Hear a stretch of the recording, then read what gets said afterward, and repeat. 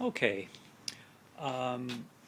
since the last video, I have attached this small window into the square hole that I cut out within the planks of the gate, and I attached it around the edges just with straight nails. And I've also, across the top of the gate, across the top of all these planks, I've attached a horizontal rail, or a rail support, and it is held in place with screws. And these are cabinet screws, and basically, let's see, got that? Yeah, I have two screws holding in each plank, and right now I'm down at the bottom. That's the top of the gate. This is the inside side of the gate, and here we are at the bottom. And I'm going to do the same thing down here that I did up at the very top. I've got two cabinet screws in place at the bottom of this wood plank, and I have where the holes are going to go, I have them tapped out with, I put an edge of a nail in here. And here's how I'm doing it. I'm doing this without electricity.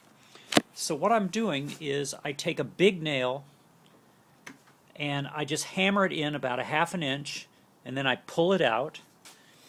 And then what I do is I put a smaller nail inside to create a hole and then pull it out. And what I do is I have some cabinet screws. There. These are the cabinet screws I'm using, and these are the nails that I'm using.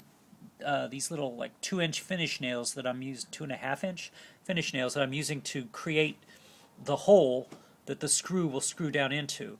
It's important for these to be these are just a little bit smaller than this, and because it creates a hole that's a little smaller, it gives this screw, especially these ridges, something to grab onto inside the wood. And so, let's see. So I created a hole here. I created a big hole here, and I've already hammered in one of these finish nails. And so what I have to do is I have to grab a couple pieces of wood, and I have to take the hammer and and I have to pull it out, and I'll do that in a minute, because I have to put this in front of it, because that gives me extra leverage. And then what I'll do is I'll work here. I'll put 2 cabinet screws here.